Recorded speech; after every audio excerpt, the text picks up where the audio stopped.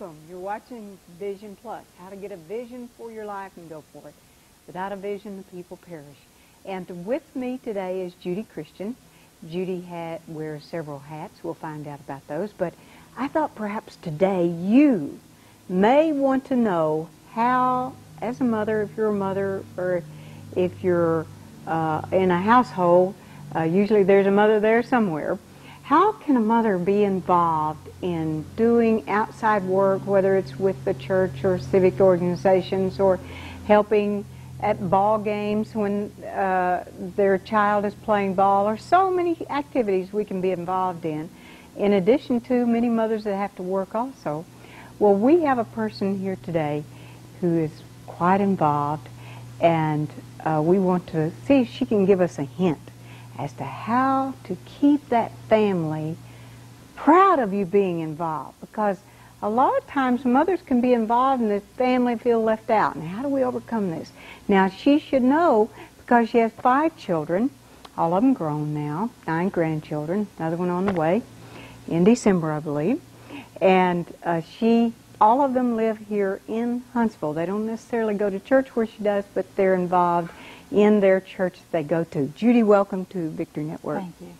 Now, some of the things that you're involved in are, of course, you do crafts, and that keeps you involved. And you are real active in the Huntsville Association for Pastoral Care. Right. And you might just briefly tell us, well, let's start with the family. Tell us who your children are. Okay, my oldest is David the third, and he is married to Sandra, who's a school teacher. They have 1 child, David Christian. David the fourth. David the fourth is kindergarten. So then we have Robert, and his wife is Marcia Christian. And they have 3 gorgeous children, Alan and Chad and Amanda. And then I have Joan. She was my 3rd child. She's the middle child, first daughter. She's married to Mark Wallace, and they have 3 children, Holly, Joel, and Andy. And then my 4th child is a daughter, and that's Lynn Frazier. She's married to Greg, and they have 2 girls, Christy and Tiffany. And then my 5th child got married last August, and she's married to Mark Bedingfield, Susan and Mark.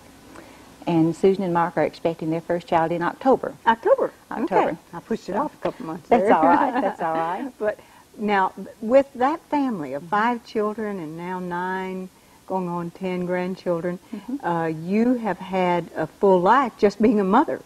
But you've also had a full life in other activities in your church, which is you go to University Baptist, where Dr. Walter Nunn here on Victory Network, we're so proud of him. He's so active in the community too. Right. And we would love to hear about some of the things that you do. Let's start with the Huntsville Association for Pastoral Care. Exactly what do all those words mean, and what's its objective? Well, it's an association that hopes to achieve the goal of having pastoral care available to anyone in a health crisis situation. Like at the hospital. Right. The new one at Huntsville Hospital, new chaplain. Well, he's been there for some time, Mark Brown at Huntsville Hospital. There's a new one at Humana. And she has come back to the Alabama area. She's from Alabama and has been in California for several years, and she and her husband and children have come back home to Alabama. And Humana Hospital is just real pleased with the attitude right now that the hospital is achieving with having a chaplain there. This is the first time Humana in Huntsville has had a chaplain, and so it's a new program for them. Now, how do the doctors feel about having a chaplain? Well, several years ago, doctors used to feel that clergy ought to stay at church and visit on visiting hours occasionally. Many doctors don't feel that way anymore now. They realize the value of a presence in addition to medicine in the patient and in the family. And many doctors are encouraging the clergy to be involved in a positive influence And not all clergy are able to feel comfortable in a hospital setting. And so part of what we do with the Huntsville Association for Pastoral Care is try to help them feel more comfortable in a hospital setting and more able to know how to minister to the needs and what the needs are, because a patient's needs are different when he's a patient as when he's a member of the congregation back in the pew. Of course, because there's more stress and there's just more, a lot of things, fear of the unknown. Am I going to get well? What is going to happen? Of course, God working in the healing process gives him probably one of the real big benefits is just the peace that comes to the patient, where they can relax and get well. Let God heal them and work that way. Well, what are other types of, like nursing homes and anything that has to do with the medical field? Well, we're realizing that to give pastoral care to the total person in our community means more than just the medical field. You have the police department, you have big companies, big factories and industries, and when anyone is under stress, they need some place to relax. They need an adult presence with them that they know is trained and qualified and won't push religion down their throat. Did I say the right thing? No clergy would push religion down someone's throat, but sometimes the person under stress feels more stress from a religious presence. And so it's helpful to have a chaplain who's trained to know how to approach and deal in stress. Spiritual and very just loving. More comfort and presence of encouragement. Like the Holy Spirit works for us, giving us comfort. He's our comforter. And that's what well, now you said the police force. Do you mean that they have a chaplain at the police? They're considering, and they're dealing with it, yes. Are there some of the companies that have a chaplain now? Well, not in Huntsville right at the present time, but they see the need because of the stress of their executives and their other employees. And they realize that they spend so many hours on the job, and when they're at home, it's hard to relax sometimes, and home life wreaks havoc in Huntsville. The stress of all of our professional people, and it's really hard for home life. How, what does your husband do? My husband's an engineer for NASA. NASA. Yes. And how does he respond to your different activities that you're involved in? Well, David was in college when we married. He was working on his engineering degree, and I was very active in my church and in youth groups, and he knew that I would always be that way. And so he's very supportive. When the children were small, if there was something we both felt I needed to do, he would either take off work and stay with the children, or he would take off work and go with us. And then during my meetings, he would play with the children or go to the park or whatever, and we would make family vacations of certain things. But we don't do anything unless we feel the Lord wants us to do that. So you're not doing busy work, but you're really feeling that the Lord is leading you to whatever activity. So when you lead a conference for the WMU or whatever it is, then that is because, did I say the right group? Yes. That you are a conference leader down in Mobile recently, or in last? I was down there last August, yes. Now, how did you get that message across to your children, 5 children, to let them know you're going to go do a conference? It's a lot to coordinate, and I know it's great to have your husband helping, but how did you get them to release you, to let you go do some of your activities? Okay. Well, the children grew up knowing Mama was busy, and Mama loves them very much, and they're very secure in that love. Even today, they know that I love them. I don't always stay in touch. There may go a week or two that I don't speak to one of the children because they're busy and I'm busy. But they know that love is there, and they've always known that. When they were little, we always enjoyed books. And if I was preparing for a conference, of course, that meant books and study and research and etc., making posters or preparing slide sales or whatever was necessary to do. The children grew up knowing that if the Lord wanted you to do something, that was what you better do. Otherwise, things would not fall into place. Now, I don't say that everything has always fallen into place and that we've always done what the Lord wanted us to do, because there have been many times we've done what we wanted to do, and that was a mistake. You really did know. You had a wonderful verse that you had written down that was just in line with this. Well, you don't really need the Bible, but why don't you, this must be a little bit like your theme, 3 John 4. Right, in 3 John 4 it says, I have no greater joy than to know that my children walk in truth. Yes, I think that's wonderful to have that. And that's directed you in all of these activities, hasn't it? Right. So no matter what I do, I don't neglect my family. God gave me my family. Mm-hmm. Now, if there are just some just getting married and some have been married for a while, what's your oldest grandchild's age? He's 8. 8. So they've So been I have from 10 under 8. 10 under 8, yay! But they have been through the years of the drugs and the drinking, and so how did you keep them? Maybe you were going to a conference, but how did you keep them away from those things, or give them the desire not to be involved in that? I don't know that we kept them away from it.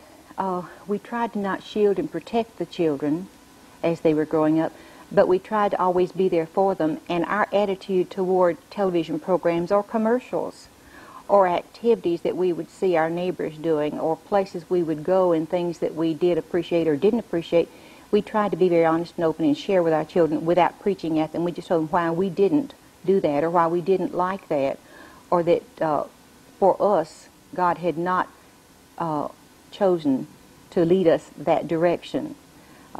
We encourage our children to be involved with missionaries and to pray with missionaries and for missionaries.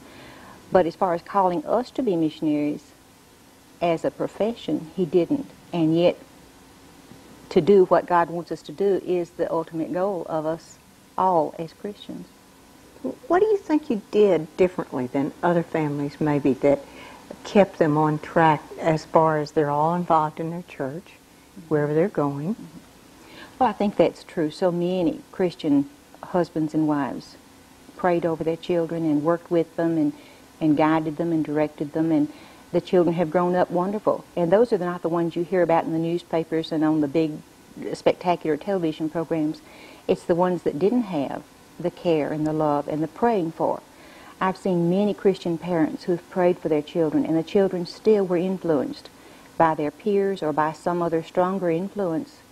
And it was just an unfortunate situation, but the Lord has been very wonderful in our situation and has blessed us, and I'm so proud of our children. Mm-hmm. Now, you have a little side business, which I know you don't want to go into much of that, but it's doing crafts, but it's not just crafts. It's tell me what some of the things are that you do. Probably the most current thing that I do, and I laid aside everything else when I began doing it, was Battenberg lace. Okay. The Extension Office several years ago offered a course in making Battenberg lace, and I thought, oh, I want to do that so bad. And I really did want to go. But my husband was taking a trip to San Diego. So we had a daughter at home who was a senior in high school. We had 2 in college and then 2 married.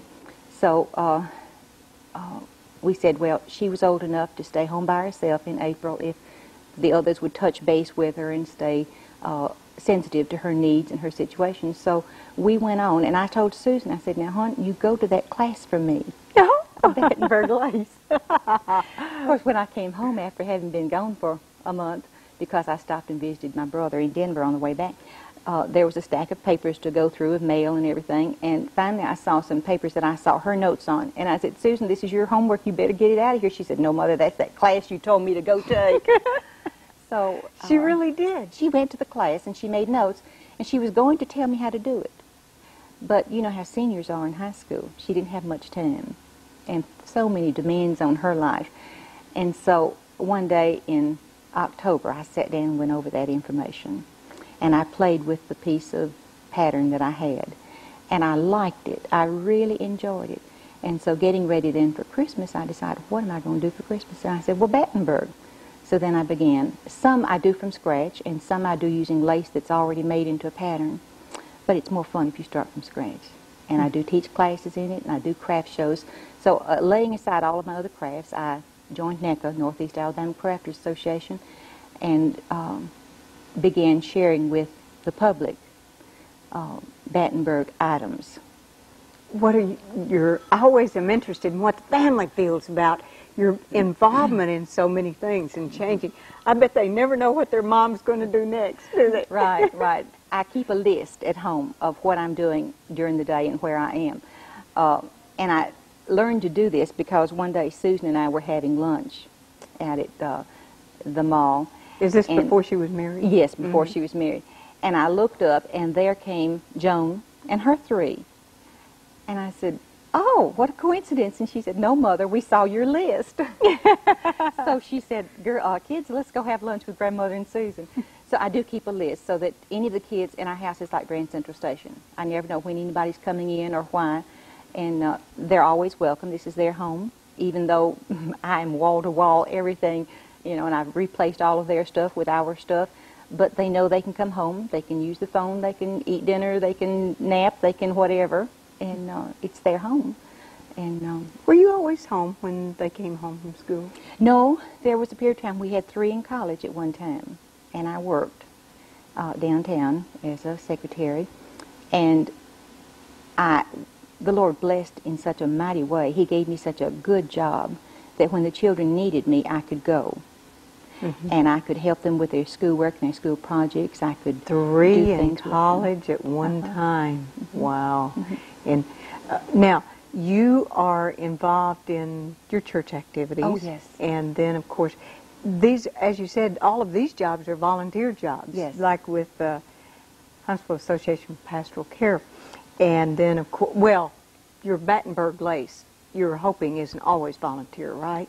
Right. Because you do sell those. I sell enough to clear, but I have yet to make a profit. The income tax never works out just right. But I do sell enough to keep me happy and to pay my expenses and give me just enough money to buy some more products and start over again. Well, hey, that's great. If you were playing bridge or some of the other activities, you know, you wouldn't think that. That's right. But everything I do, all of my Battenberg pieces, I pray over as I make them because it takes time to make each piece. Yes. So I pray You're over have the to bring design. some of those out here. Okay. I pray over the design, then I pray over the stitches, and then when I give it or when I sell it, I pray for that person who receives it. And not everybody knows that. Did you have the desire to be at home when your children were little? Yes. Do you understand mothers now that want to work? I'm not talking about the ones that have to work. I think there's a difference. But do you... Well, like we talked earlier, the Lord doesn't call everyone to do everything. And being a mother doesn't mean that you have to be there 24 hours. Because some very wonderful mothers have been working women who spend quality time with their children. And their children have grown up to be very successful young men and women. How do you spend quality time with your children? What does that really mean to you? Well, there's a commercial on television or radio that I hear every now and then about listening to the children and really hearing and caring. And they know when you care. They know if you just have a few minutes to sit down and read a book like with the grandchildren. They know that you're reading because you want to and that you're not wishing you were someplace else. Quality time is totally theirs, whether it be a few minutes, a few hours, or all day. It's an attitude of your mind that you just love them so much that you desire to be with them, and they know that. They know that. I tell my grandchildren that they can do things with me that they probably can't do at home, but that's my job as a grandmother. Right. And I joke a little bit with them. I said, my job is to spoil you, but don't tell your mom. Well, I said, you can tell your mom, but don't expect her to do this, too. Right. We had 3 spend the night with us last night. Oh, it was kind of exciting when we got up, and I knew I was coming. 3? Yes. And I knew I was coming up here, but we still took time. We enjoyed breakfast and bath time and dressing, and then we went and fed the ducks downtown, and it was fun watching the birds and the ducks and talking about God's love. And the children are so sweet and so precious and so involved in their own Sunday school and their choir program and their missions. Alan is in Patch Pirates, and Holly and Joel are in GAs and Mission Friends. And how do you explain to them people who don't have a mother and dad, or their mother and dad? They're in single families, single parent families, and how do you explain to the grandchildren about those other kinds of families? I don't have to. I let their mom and daddy do that. I don't know that they have questioned that. I think they just see a person and accept that person for who they are. Mm-hmm. And they don't always see a mommy and a daddy together. Sometimes they only see the child and the mother. And they don't know whether or not there's a father in the picture or at home or gone off to work like their dad has. They don't know that everybody doesn't have the same kind of loving home that they have. I pray that they did. How did you get involved in the activities, well, specifically this one? The Pastoral Care Association? Yes.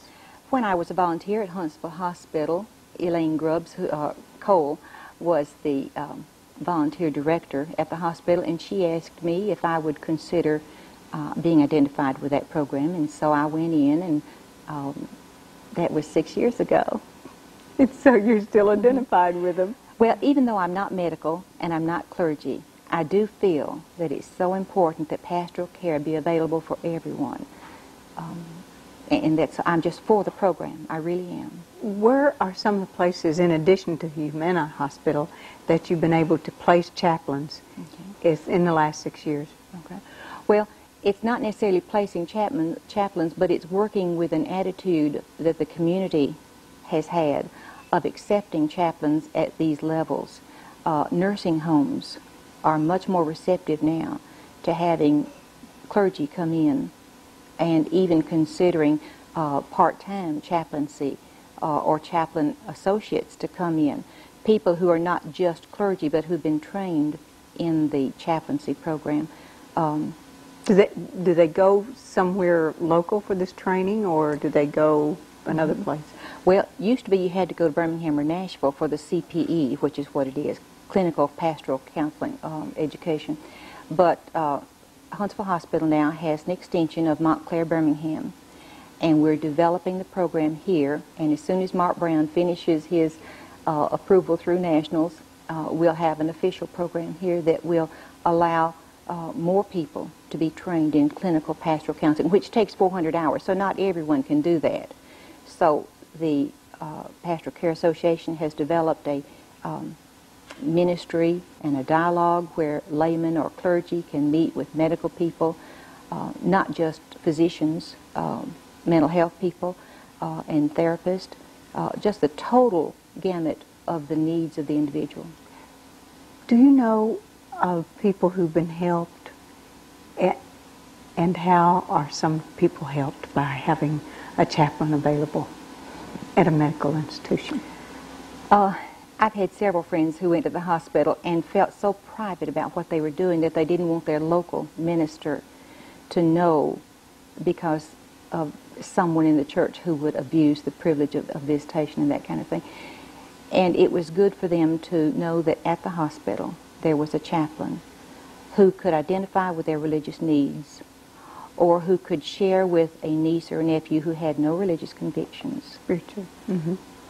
And be able to share in such a way that it was not intimidating, and it was not medical, and it wasn't in a church-structured setting, and yet there was a dependence on the Lord and a peace that was expressed and shared.